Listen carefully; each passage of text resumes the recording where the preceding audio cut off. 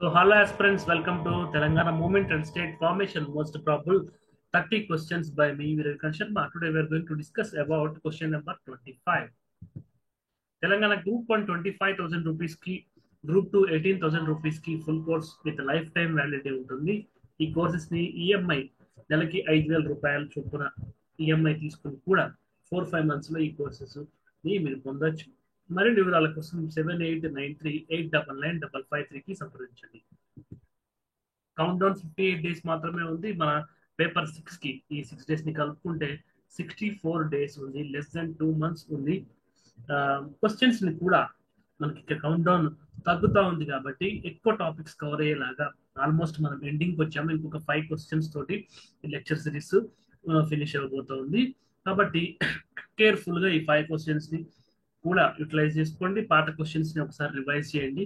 ఈ 30 most probable questions నుంచి ఎక్కువ క్వశ్చన్స్ వస్తాయనేటువంటి కాన్ఫిడెన్స్ అయితే నాకైతే ఉంది.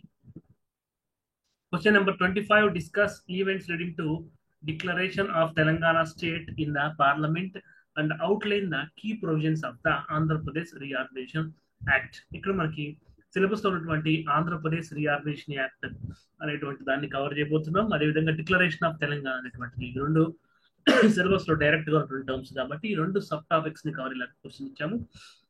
Discuss the events leading to declaration of Telangana. Discuss అంటే మనం చర్చించాలి. డైరెక్షన్ ఆఫ్ ద క్వశ్చన్ ఏంటంటే ఒక చర్చని ఈ ప్రశ్న కోరుకుంటుంది. Events leading to the declaration of Telangana state, Telangana రాష్ట్ర ఆవిర్భావానికి దారిసినటువంటి పరిస్థితుల గురించి చర్చించాలి. ఇన్ ద పార్లమెంట్, ఎక్కడ in the parliament, and outline the key provisions of the Andhra Pradesh state reorganisation act. అంటే పార్లమెంట్ మన highest legislative body in India parliament. ఈ పార్లమెంట్ వరకు Telangana demand వచ్చి ఈ పార్లమెంట్ తెలంగాణ డిక్లేర్ చేయడంలో దారిసినటువంటి పరిస్థితులు, అదేవిధంగా ఈ పార్లమెంట్ నుంచి ప్రోడక్ట్ లాగా మనకి బయటకు వచ్చినటువంటి ఏపీ రీఆర్గనైజేషన్ యాక్ట్ 2014.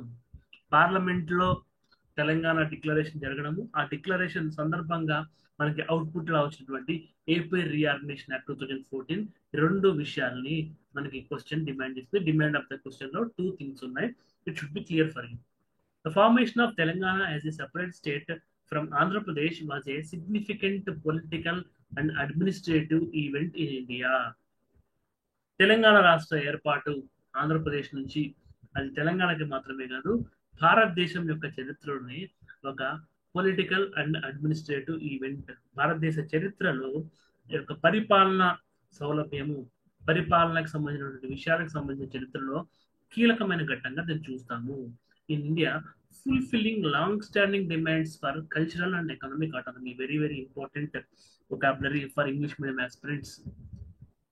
భారతదేశం యొక్క పరిపాలనా వ్యవస్థకి సంబంధించిన చరిత్రలో ఎందుకు ఇంపార్టెంట్ అంటే, పొలిటికల్ గా రాజకీయ పరంగా అడ్మినిస్ట్రేషన్ అంటే పరిపాలనలో మార్పులు, ఒక రాష్ట్రము నుంచి ఒక ముఖ విడిపోయి ఇంకో రాష్ట్రం ఏర్పడినప్పుడు పరిపాలనా పరమైనటువంటివి రాజకీయమైనటువంటి మార్పులు అయితే ఖచ్చితంగా as per law, as per constitution వస్తాయి. దాంతో పాటు మిగిలిన రాష్ట్రాలు, బీహార్ నుంచి జార్ఖండ్ వచ్చిన, యూపీ నుంచి ఉత్తరాఖండ్ వచ్చిన, మధ్యప్రదేశ్ నుంచి ఛత్తీస్గఢ్ వచ్చిన ఒక పొలిటికల్ బైఫర్కేషన్ మాత్రమే జరిగింది. ఇక్కడ కల్చరల్ అండ్ ఎకనామిక్ అటానమీ కూడా తెలంగాణ ప్రాంతానికి రాబోతుంది. తెలంగాణ ప్రాంతం తన యొక్క సంస్కృతిని, తన యొక్క ఆర్థిక వ్యవస్థని మళ్ళీ తిరిగి పొందబోతుంది. తన సంస్కృతిలో, తన అర్థ వ్యవస్థ లేదా ఆర్థిక వ్యవస్థలో ఆటోనమీ, తన సార్వభౌమత్వాన్ని లేదా స్వతంత్రతని ఈ యొక్క ఏపీ రీఆర్గనైజేషన్ యాక్ట్ 2014 ద్వారా ఒక ప్రత్యేక రాష్ట్రంగా ఏర్పడడం ద్వారా తిరిగి పొందబోతుంది. The process culminated with the passage of Andhra Pradesh State Reorganization Act 2014. Historical background of the Telangana movement. మనం ముందే చెప్పుకున్నాం కదా, events leading to the declaration of Telangana. Parliament లో తెలంగాణ డిక్లేర్ చేయడానికి దారితీసిన ఈవెంట్స్ ని ఫస్ట్ నుంచి మనం బ్రీఫ్ గా రాసుకుంటూ వెళ్తాం. The demand for Telangana dates back to 1950s, emphasising regional disparities. ప్రాంతీయ అసమానతల కారణంగా జెంటిల్మెన్ అగ్రిమెంట్ లాంటి అగ్రిమెంట్లు, ప్రాంతీయ అసమానతలు వస్తాయేమో అని చెప్పి ముందే పెట్టుకున్నాం. ఆంధ్రాకి తెలంగాణకి మధ్య క్రాస్ వయలేషన్ జరిగి ఆటోమేటిక్ గా ఏవైతే వస్తాయేమో అన్న డౌట్ తో మెర్జ్ అయినటువంటి రాష్ట్రంలో అవి వచ్చి తీరాయి 1950s లో. దాని ప్రభావంగా the 1969 Telangana education saw massive protests resulting in over 300 reported deaths, highlighting the intensity of the demand. 300 పైగా అమరవీరులు 1969 ఉద్యమంలో చనిపోవడాన్ని, అలా ప్రాణాలని పలంగా పెట్టి ఉద్యమం చేయడాన్ని బట్టి మనకు అర్థమయ్యేది ఏంటంటే, ఏదైతే perceived injustice based on regional disparities, ప్రాంతీయ అసమానతల్ని బట్టి జరిగినటువంటి వివక్ష లేదా అన్యాయంకి సింబాలిక్ ఎగ్జాంపుల్ 1969 ప్రొటెస్ట్. మరియు ఆ ప్రొటెస్ట్ లో 300 మంది అమరవీరులు అవ్వడం. In 2001, K. Chandrasekhar Rao founded the TRS to champion the cause for a separate Telangana state. మనకి తెలంగాణ ప్రజా సమితి ఇలాంటి పార్టీలు మధ్యలో చాలా వచ్చాయి, రీజనల్ పార్టీస్. వాటన్నిటి గురించి డిస్కస్ చేయకుండా ఓట్ లిమిట్ మనకు తక్కువ ఉంది కాబట్టి స్ట్రైట్ అవే 2001 కేసీఆర్ టీఆర్ఎస్ గురించి చెప్పుకుంటున్నాం. ఎందుకంటే ఇది సక్సెస్ఫుల్ పార్టీ. రాష్ట్రం ఏర్పడిన తర్వాత వరుసగా 2 సార్లు అధికారంలోకి వచ్చిన పార్టీ కాబట్టి ఇంపార్టెంట్ పాయింట్స్ మాత్రమే రాస్తాం కాబట్టి. సో టీపీఎస్ గురించి పాయింట్స్ రాసుకోవాలనుకునే వాళ్ళు మిగతా పాయింట్స్ సైజ్ రెడ్యూస్ చేసి రాసుకోండి. అదర్వైజ్ డిస్క్రిప్షన్ డీటెయిల్గా ఇవ్వాలనుకునే వాళ్ళు 69 ఉద్యమం తర్వాత స్ట్రైట్ గా 2001 టీఆర్ఎస్ ఫార్మేషన్ రావచ్చు. డోంట్ వరీ, కాంగ్రెస్ గురించి చెప్పట్లేదని చెప్పి అనుకోదు ruling party. Next side heading లో కాంగ్రెస్ యొక్క రూల్ గురించి కూడా మనం డిస్కస్ చేస్తాం. ఎందుకంటే declaration of Telangana in parliament కానీ, ఏపీ స్టేట్ రియాగ్నేషన్ రూపొందించి ఆమోదించింది కానీ కాంగ్రెస్ అధికారంలో ఉన్నప్పుడే, కాంగ్రెస్ లో డ్యూటీ కాబట్టి దాన్ని నెక్స్ట్ ప్రాసెస్ లో మనం చెప్తాము. KCR hunger strike in 2009 sparked widespread protests and political resignations, compelling the government to take serious notice. KCR చచ్చుడో తెలంగాణ వచ్చుడో అని 2009 నవంబర్ 19 మొదలు పెట్టినటువంటి ఆమరణ నిరాహార దీక్ష అనేటువంటిది ఒక వైడ్ స్ప్రెడ్ ప్రొటెస్ట్. తెలంగాణ ప్రాంతం వ్యాప్తంగా ధర్నాలు, రాస్తారోకోలు వెల్లువెత్తాయి. పొలిటికల్ రెసిగ్నేషన్స్, ఎమ్మెల్యేలు, ఎమ్మెల్సీలు, ఎంపీలు, రాజ్యసభ సభ్యులు, రాజ్యాంగబద్ధ పదవుల్లో ఉన్నటువంటి వాళ్ళు, మంత్రి పదవుల్లో ఉన్నటువంటి వాళ్ళు, చివరికి నామినేటెడ్ పోస్టులు, కార్పొరేషన్ చైర్మన్లు, మొత్తం సర్పంచ్ నుంచి హైయెస్ట్ ఆఫీసర్స్ వరకు అందరూ రిజిగ్నేషన్స్ చేయడం అనేటువంటిది ఆ టైంలో మనం చూస్తాం. Compelling the government to take serious note. అన్ని వర్గాల నుంచి ఒత్తిడి వచ్చింది కాబట్టి మనం కేసీఆర్ హంగర్ స్ట్రైక్ గురించి మాట్లాడుకుంటున్నాము. అదేవిధంగా ఒక strategic political decision making, wide consultations followed by parliamentary proceedings. ఇది మనం నిన్న చెప్తున్నటువంటి టెక్నిక్. ఈ మూడిటికి స్ట్రాటజిక్ పొలిటికల్ డెసిషన్ తీసుకోవడానికి కంపెల్ చేసింది కేసీఆర్ యొక్క హంగర్ స్ట్రైక్. అందుకే కేసీఆర్ యొక్క పాత్ర గురించి 2 లైన్స్ మనం రాయబోతున్నాం. Political developments leading to state declaration. The UPA government's announcement in December 2009, 9 December 2009 to consider Telangana statehood led to intense debates and opposition. 2009 డిసెంబర్లో చిదంబరం ఇచ్చిన ప్రకటన ఇంటెన్స్ డిబేట్స్ అండ్ అపోజిషన్, ఒక విపరీతమైనటువంటి చర్చలు, వాదోపవాదాలు, వ్యతిరేకతని సీమాంధ్ర ప్రాంతంలో తీసుకొచ్చింది. ద జస్టిస్ శ్రీకృష్ణ కమిటీ, దాన్ని సాల్వ్ చేయడానికి Krishna committee, justice Srikrishna committee established in 2010 examined the feasibility of statehood and proposed various options. Perceived injustice తోటి మ్యాసివ్ ప్రొటెస్ట్లు తెలంగాణ వ్యాప్తంగా ఇంటెన్సిఫై అయ్యాయి కాబట్టి ఒక స్ట్రాటజిక్ పొలిటికల్ డెసిషన్ తీసుకోవాల్సిన బాధ్యత రూలింగ్ పార్టీగా కాంగ్రెస్ మీద ఉంది కాబట్టి దానికి ఒక ఇన్ఫార్మ్డ్ డెసిషన్ తీసుకోవాలి అంటే ఒక కమిటీ కావాలి. ఆ కమిటీయే శ్రీకృష్ణ కమిటీ. దానికి జస్టిస్ బిఎన్ శ్రీకృష్ణ అధ్యక్షత వహించాడు. తెలంగాణ ఫీజిబిలిటీ, తెలంగాణ ఏర్పాటులో ఉన్న సాధ్యాలను పరిశీలించడానికి committee Srikrishna committee. On July 30, 2013, the Congress Working Committee endorsed the creation of Telangana, leading to the introduction of the Andhra Pradesh State Reorganization Bill. మనకి సిడబ్ల్యూసి తీర్మానం జరిగి దానికి ప్రెస్ అండ్ మీడియా ముందుకు పెట్టింది జూలై 30, 2013. ఆ తర్వాత మనకి క్యాబినెట్ ఆమోదము, గ్రూప్ ఆఫ్ మినిస్టర్స్ జీవోఎం, మనకి గులాం నబీ ఆజాద్, అదేవిధంగా అప్పుడున్నటువంటి హోమ్ మినిస్టర్ షిండే, అదేవిధంగా జైరాం రమేష్, యాంటోనీ, ఈ 5 మినిస్టర్లతోటి జీవోఎం వేయడము, ఆంధ్ర తెలంగాణ మధ్య జిల్లాలని, మండలాలని డివైడ్ చేయడము, ఇవన్నీ వీటి కిందకి వస్తాయి. Andhra Pradesh state reorganisation act 2014 passed in February 2014, ఫిబ్రవరి 18 అనుకుంటా. కేసీఆర్ బర్త్డే ఆ టైంలో ఒకసారి లోక్సభలో రాజ్యసభలో పాస్ అవ్వడం జరుగుతుంది. The act defined the division of assets, liabilities and administrative structure. Very very important. ఒక్క లైన్ లో ఏపీ రియార్గనైజేషన్ యాక్ట్ 2014 గురించి చెప్పాలి అంటే, ఈ యాక్ట్ లో ఏముంది? డివిజన్ ఆఫ్ అసెట్స్, ఆస్తుల పంపకం. ఉదాహరణకి ఆర్టీసీ, సింగరేణి ఇలాంటి ప్రభుత్వ రంగ సంస్థలు, వాటి ఆస్తులు ఉంటే వాటి ఆస్తుల పంపకం 10th షెడ్యూల్ అని చెప్పండి ఉంటాం వీటిని. లియబిలిటీస్, అప్పుల పంపకం అండ్ అడ్మినిస్ట్రేటివ్ స్ట్రక్చర్స్, పరిపాలనా వ్యవస్థల్ని, ఆస్తుల్ని, అప్పుల్ని, ఈ మూడింటిని పంపకాలు జరగడానికి మనకి మెయిన్ గా తీసుకొచ్చిన యాక్ట్ ఏపీ రియార్గనైజేషన్ యాక్ట్ 2014. ఇది Telangana point of view. Hyderabad was designated as the joint capital for 10 years. 10 సంవత్సరాల పాటు హైదరాబాద్ క్యాపిటల్ గా ప్రకటించబడింది. బట్ దానికంటే ముందే అమరావతి అనేటువంటిది సీడ్ క్యాపిటల్ గా చంద్రబాబు నాయుడు గవర్నమెంట్ లో మనకి శంకుస్థాపన, కొంతవరకు ఇంప్రూవ్మెంట్ జరిగింది.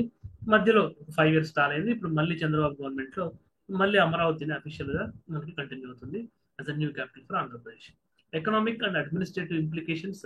Water resources from Krishna and Godavari reverse required joint management.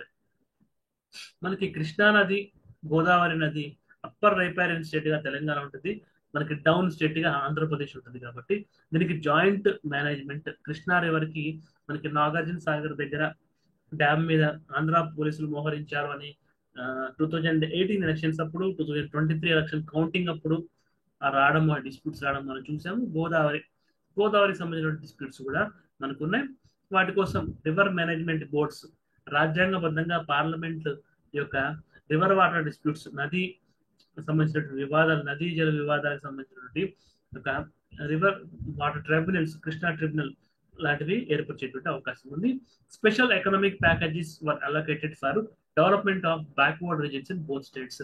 Andhra ప్రాంతంలో మనకి రాయలసీమ, తెలంగాణ ప్రాంతంలో మనకి ఆదిలాబాద్ లాంటి ఉత్తర తెలంగాణలో కొన్ని ప్రాంతాలు, మహబూబ్ నగర్ లాంటి వెనుకబడినటువంటి జిల్లాలనే వాటి కోసం స్పెషల్ ఫండ్స్ ఇవ్వడము, రివర్ వాటర్ మేనేజ్మెంట్ బోర్డ్స్, అప్పులు, ఆస్తులు, పరిపాలనా వ్యవస్థల పంపకము, 10 ఏళ్ళు ఉమ్మడి రాజధాని, ఇవన్నీ మనకి మెయిన్ ఫీచర్స్ గా కనిపిస్తాయి.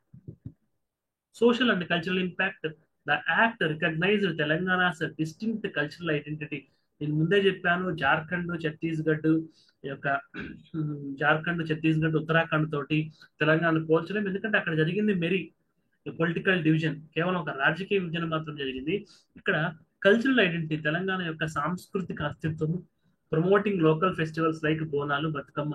2014 నుంచి ఇప్పుడు 2024 వరకు ప్రతిసారి ముఖ్యమంత్రులు బతుకమ్మకి, బోనాలకి ఫండ్స్ ఇవ్వడము, జూబ్లీ హిల్స్ పెద్దమ్మ గుడికి స్వయంగా విజిట్ చేయడము, గోల్కొండకి వెళ్ళి బోనాలు సమర్పించడం, మనకి ట్యాంక్ బండ్ దగ్గర బతుకమ్మ ఆడటం, ఇవన్నీ గత 10 ఏళ్లలో చాలా వైబ్రెంట్ గా జరిగి అంతకుముందు 60-70 సంవత్సరాల్లో నిర్లక్ష్యానికి గురయ్యాయి. Provisions were made for tribal welfare benefiting such as Lambadis and Gonds. Telangana రాష్ట్రం ఏర్పడిన తర్వాత లంబాడీలు అవ్వచ్చు, గోండ్స్ అవ్వచ్చు, ఎస్టీలో ఉన్నటువంటి కులాలకి స్పెషల్ సప్లాన్స్ ఇచ్చి సక్సెస్ఫుల్ గా ఇంప్లిమెంట్ చేయడం అనేది కంబైన్డ్ ఆంధ్రప్రదేశ్ కంటే బెటర్ గా సపరేట్ స్టేట్ లో జరుగుతుంది. Institutions like Osmania university were key to preserving Telangana heritage. ఉద్యమానికి ఒక ఎపి సెంటర్ గా పనిచేసినటువంటి ఉస్మానియా యూనివర్సిటీ తెలంగాణ యొక్క వారసత్వాన్ని మనకి ముందు తరాలకి అందించబోతా ఉంది. The declaration of Telangana on June 2, 2014 marked a significant achievement for regional aspirations and democratic values. ఇక్కడ మనకి అండర్లైన్ చేసుకోవాల్సిన పదం ఏంటంటే డెమోక్రటిక్ వాల్యూస్, రీజనల్ ఆస్పిరేషన్స్. రాజ్యాంగబద్ధంగా, రాజ్యాంగానికి లోబడి ఏదైతే ప్రాంతీయ అస్తిత్వాలు, ప్రాంతీయ అసమానతలపై పోరాటం, ప్రాంతీయ ఆకాంక్షలు ఉంటాయో వాటన్నిటికీ డెమోక్రసీలో చోటు ఉంది. డాక్టర్ బిఆర్ అంబేద్కర్ స్వయంగా చిన్న రాష్ట్రాలకి అనుకూలంగా ఇచ్చిన స్టేట్మెంట్లు ఎన్నో ఉన్నాయి. ఆర్టికల్ 2, ఆర్టికల్ 3 రాష్ట్రాల సరిహద్దులు మార్చుకోవడానికి, కొత్త రాష్ట్రాలు ఏర్పరచుకోవడానికి, రాష్ట్రాల పేర్లు మార్చుకోవడానికి చాలా flexible, normal ordinary bill pass అయినటువంటి విధంగా తీసుకురావడం జరిగింది. కాబట్టి రాజ్యాంగబద్ధంగా ఉన్నటువంటి స్థానికమైనటువంటి ఆకాంక్షలకి ఎంత విలువ ఉంటుంది అనేటువంటి ప్రజాస్వామ్య సూత్రాలకి ప్రాక్టికల్ ఎగ్జాంపుల్ గా తెలంగాణ రాష్ట్రం మనకు కనిపిస్తుంది. The Andhra Pradesh state reorganisation act provided A framework for balanced development and governance reflecting the importance for addressing regional disparities with in the federal structure. మనకి ఏపీ రిఆర్గనైజేషన్ యాక్ట్ 2014 కి మనకి బేస్ ఏంటి? ఇండైరెక్ట్ గా Srikrishna committee ఇచ్చినటువంటి రిపోర్ట్. ఈ Srikrishna committee ఇచ్చినటువంటి report సమైక్య ఆంధ్రప్రదేశ్, రాయలసీమ, ఆంధ్ర, తెలంగాణ ప్రాంతాల్లో రీజనల్ డిస్పారిటీస్ ఎందుకు వచ్చాయి, వాటిని అడ్రస్ చేయాలంటే ఏముంటది, గవర్నెన్స్ స్ట్రక్చర్ అవ్వచ్చు, డెవలప్మెంట్ కి ఒక ఫ్రేమ్వర్క్ లాంటివి అవ్వచ్చు, ఇవన్నీ గతంలో ఏం జరిగాయి, ఏం జరగలేదు, ఎలా జరిగితే బాగుంటుంది అనేటువంటి ఇన్ఫార్మ్డ్ డెసిషన్ ఇచ్చే విధంగా ఒక ఐ ఓపెనర్ లాగా శ్రీకృష్ణ కమిటీ రిపోర్ట్ ఉంది. దాన్ని బట్టే కన్సల్టేషన్ ప్రాసెస్ ఫార్మల్ గా మనకి శ్రీకృష్ణ కమిటీ ద్వారా, ఇన్ఫార్మల్ గా ఆంటోనీ కమిటీ ద్వారా పార్లమెంట్ ప్రొసీడింగ్స్ జరిగాయి. ఒక రాజ్యాంగబద్ధంగా తెలంగాణ ఏర్పడింది. కాబట్టి టోటల్ గా ఈ తెలంగాణ డిక్లరేషన్, ఏపీ రియాగ్నేషన్ యాక్ట్ 2014 అనేటువంటిది ముందు తరానికి ఒక బ్లూ ప్రింట్, రీజనల్ ఆస్పిరేషన్స్ ని ఎలా తీర్చాలి, రీజనల్ ఇంబ్యాలెన్సెస్ ని అడ్రస్ చేసేటువంటి మెకానిజం ఏంటి, డెమోక్రటిక్ ఫ్రేమ్వర్క్ లో ఉంటే ప్రాంతీయ ఆకాంక్షలు ఖచ్చితంగా నెరవేరుతాయనేటువంటి భరోసాని ఇచ్చినటువంటి ఒక విజయ గాథ తెలంగాణ రాష్ట్ర ఏర్పాటు అని చెప్పుకోవచ్చు. If you have any doubts with respect to this question or previous questions, feel free to mail me ravikant sharma9@gmail.com. Have a nice day. Take care.